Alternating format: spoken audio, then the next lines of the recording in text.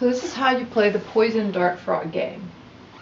Your playing board is a tree. It's kind of unusual because we don't have a flat playing board. We have this tall tree, and the tree's a little bit out of scale. The trunk is too small compared to the size of the frog, and the leaves are too big, and we don't have any top to the tree. We just kind of have a trunk section with these bromeliad and epiphytes on it. But you get the idea. The frogs are going to go up and down the tree. So this would be the understory and maybe into the canopy of the rainforest. And we have these epiphyte plants growing on the trees. Now here's some real epiphytes. Right? You can buy these as houseplants. So they're great, as houseplants because they don't need a lot of light. They're used to growing in the understory or in the canopy where there's not a lot of light in the rainforest. So they make great houseplants because they don't need a lot of direct sunlight. So that's what these things are. These things are epiphyte plants hanging on. Now it's not a parasite, it's not hurting the tree. They're just hanging on there, and then they're getting all their moisture from the air, actually. And even the rainwater will go down there, and that's where they'll even get some of their minerals is from the moisture in the air. So the ones at the top are called bromeliad epiphytes.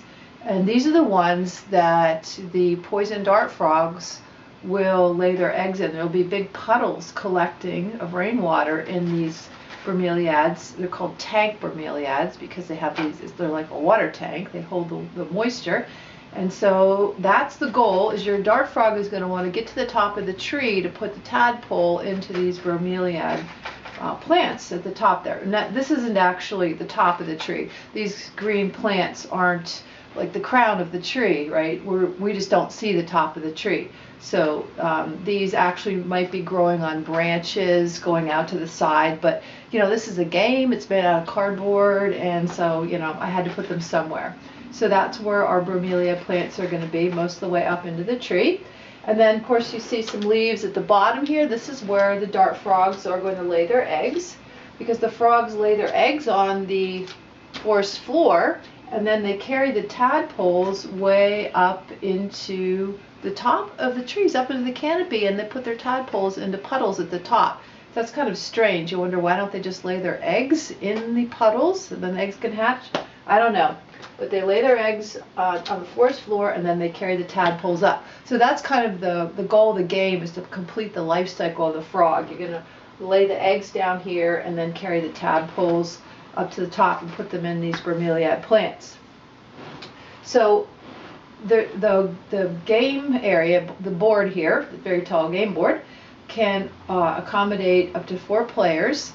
Now, if you have more than 4, you could accommodate 5 or 6 players by having 2 people share one of these sections. You could have maybe 2 frogs going, but ideally you'd have 1 player per wedge. Okay, so this player could go on any of these ledges right here, and then another player gets this wedge in here, right? Another player gets this one, another player gets this one. Okay, let's make sure you can see it in the light. All right, so the frog will jump from ledge to ledge. Now really, in real life, the frog has little sticky pads on its toes, and it can go up like this and just hang, but we're dealing with paper and cardboard and gravity, so our frog's going to have to sit on the ledge. So then when you spin, notice when you spin, let's see, I got this red spotted frog here, so like that. My frog got a 1. You see how the 1 lines up. You find your frog. You know, you make sure that you have an identical frog on here. If not, these things can come off. You can attach the right frog, right? So make sure. So this guy got a 1. So say if he starts up here, he's going to hop either this way or this way. It doesn't matter which. You can go either way. Just imagine a big circle up and down. He can go this way or that way. Okay, so let's give him a 4 next. So you see how you look for that line. So that's a 4. We're looking at the orange frog here. Now the orange frog would be a 1. You see that? Okay. Okay, so that's how you know your number. So each person gets a different number. So every turn, everybody plays. There's no waiting for turns. You each get a number and play. So it's going to be a little bit chaotic, but just focus on your frog. Okay, so this guy gets a 4 then. We're going to go 1, 2, 3, 4. Now sometimes your hops might land you like that, right on the forest floor. Now if there's predator here lurking, it might be okay and it might not be okay to land on the forest floor. There's 4 predators. There's 2 snakes, a tarantula, and a bird called cock of the rock. And it likes to eat bugs and little animals. It might actually eat a frog.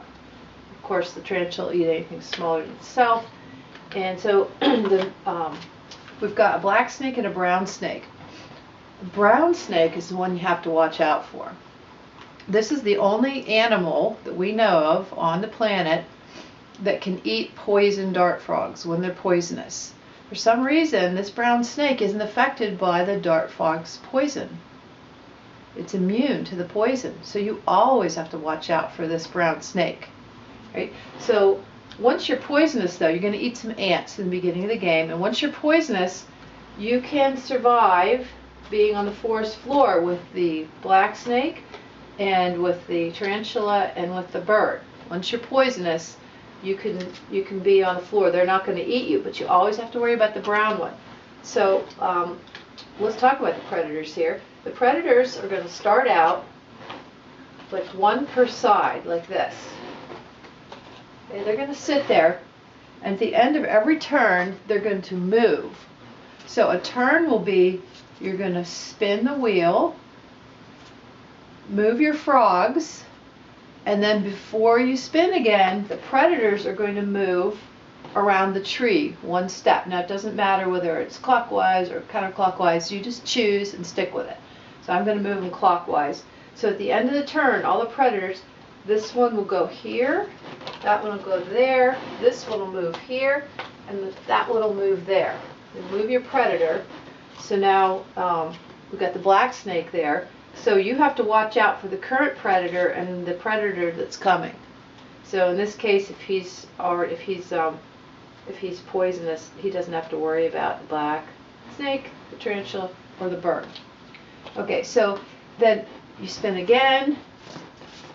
Everybody moves, and at the end of the turn, before you spin again, the predators move again. This one goes here, that one goes here.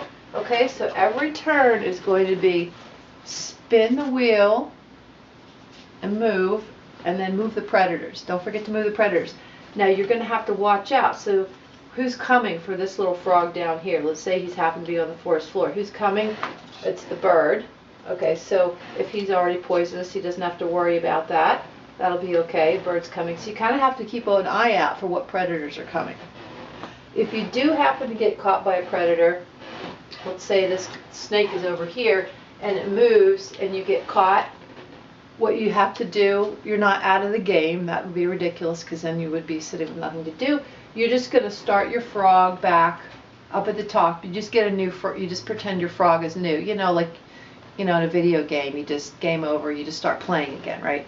All right, so you're just going to start the frog back up here and start the game again. Pretend it's a new frog, okay? So, so no sitting out on the game. Okay, so that's what the predators do. They move, doesn't matter where they start, eeny, meeny, miny, moe, just wherever, and they shift after every time. They rotate, rotate, rotate, rotate. Don't forget to move your predator. Okay, so so some moves, though, we just showed you how sometimes 1, 2, 3, 4, you can sit on the forest floor, but other times, you know, most of the time you won't. Let's say you get a 4 now, it'd be 1, 2, 3, 4. You can hop back up. Just imagine like a long circle, go down this side, down to the floor, and then back up the other side. And then the next time you can move, if you want to move back the other direction, that's okay. You have to use all your hops, though. If you spin a 4, you got to go 4. If it's going to be detrimental to your frog, if it's going to kill your frog, you can always pass. So that's an option. You either use all your hops or you pass and just say, I'm not going to move this turn. I'm going to skip my turn and stay right where I am. That's your option. If you see a predator coming and you know that hops is going to put you on the forest floor with that brown snake, just stay where you are and pass on your turn. Okay, so you either use all your hops or you pass. Okay, so we got the predators going around. We got the rules for moving. Okay, hop, hop, hop, hop, hop around in a circle like this, up and around. And you have to use all your hops or you can pass. All right, let's talk about the tasks, what the frog needs to do. I'm going to move the predators out for just a minute so you can see. All right, your frog's going to start up here. And the first thing you want to do, this is another little setup job, is you want to make sure that everybody's got an ant card down here. The forest floor is covered with ants. There are so many ants in the Amazon. You take a step and you've stepped on like hundreds of ants. So they say. So ants are very important to the poison dart frog's diet. And in fact, ants are where it gets its poison. If it doesn't eat ants or termites, it doesn't become poisonous. So if you see dart frogs in a zoo or you know somebody that keeps them as a pet, they're probably, in fact I can guarantee they're not feeding them ants because you don't want them to be poisonous. So the zoos, they feed them frog kibbles. They have little frog food they feed them that's not from ants. It gets all their nutrition but no ants, and so they're not poisonous. So we're going to pretend your frog isn't poisonous just for the beginning of the game, just for the sake of the game, so you remember that it's the ants. So we'll start out with the frog pretending it's not poisonous, and you got to go eat ants to become poisonous. So until you're poisonous, until you get down and get those ants, you got to watch out for all the predators. Okay, so it'll be dangerous when you start out. You don't want to be on the forest floor at all. You want to have a spin. Let's say, again, let's give me a 4. 1, 2, pick up your ant card. 3, 4. Right? You don't want to be stuck on the forest floor. You want to have a spin that gets you down and back up again. Pick up your ant card, hop back up, and then once you've picked up your ant card, now you're poisonous, and you can be on the forest floor with anything but that brown snake. Okay, so that's your first task, is to eat ants. Okay, you got the ant card. Now you're going to need an egg card. There's a little egg card. You've got about 8 little eggs there, and that's about the amount they lay. They don't lay a lot. They might lay as few as 2 eggs, or maybe a dozen or something. So that's the right amount of eggs. You're going to have to put your egg card down for the next task. So now you're going to still have to watch the predators here, and the eggs don't have to bother about the predators. The eggs aren't going to get eaten. Don't worry about that. We didn't put that in the game. In real life, yeah, they might get eaten by something, but not in our game. All right, so let's get that out of the way. It doesn't matter about the predator here. Let's spin him a 3. Okay, so 1. Even if this snake is here, the brown one, if you hop down, you go 1, 2, 3. As long as you're not on the forest floor with it, it's okay. So you go 1. Take your egg card, put it under a leaf. 2, 3. Get back up. Now, it would be okay with this guy here. I could have stayed on the floor. It's just that snake. It would have been okay. You can be on the floor. But stick your egg card under there. So that's the second thing accomplished, laying eggs. And then the next thing you want to do is pretend that they hatch into tadpoles, and you're going to want to take the tadpoles up the tree.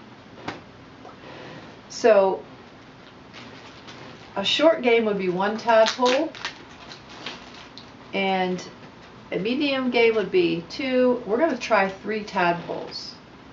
Okay, so I want to see how long 3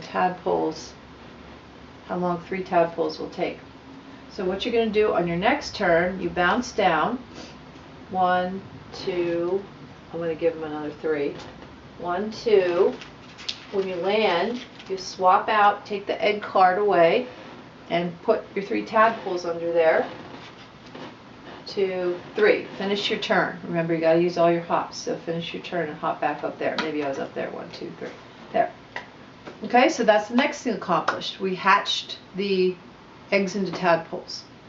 On the next trip down, you are going to pick up one tadpole and start carrying it up to the bromeliad. So, all right, let's give them another 3. 1, 2, pick up a tadpole. I'm not moving the predators right now, just to simplify things. Pick up a tadpole, 3. And we can use a little paper clip or something to keep the tadpole there. You can put it on the ledge like that. Okay, then on the next spin, you're going to go up the tree. Let's give them a 4. 1, 2, 3, 4. And you put the tadpole into the puddle in the bromeliad. Now, sometimes they say the mother does this, but I've definitely read that the father frog will, in some species, it's the father that will give the tadpole a ride up. So your frog can play both roles. You can pretend it's the mother and then the father. It can be both. All right, so you need to go back down again then. You get another tadpole, you get the idea. Give that one a ride up. You can go up either side of the tree there. Okay, put them in, go back down again, get your third tadpole, go back up. And when the third tadpole is in, your frog is all finished. Okay, so you can, that's the first person to do that would win the game, but I want everybody to finish. I want all the frogs to finish and complete it. So that's successful. If you don't get, if you get your tadpoles in and don't get eaten by a predator, then you win. So everybody can win in the end if you don't get eaten by the brown snake and you get your tadpoles into the bromeliad. And then I need to know about how long it takes to do the 3 tadpoles. So you need to keep track of time and find out, is it a 10-minute game, is it a 20-minute game, is it a 30-minute game, how long it takes. So thank you very much and have a great time playing it.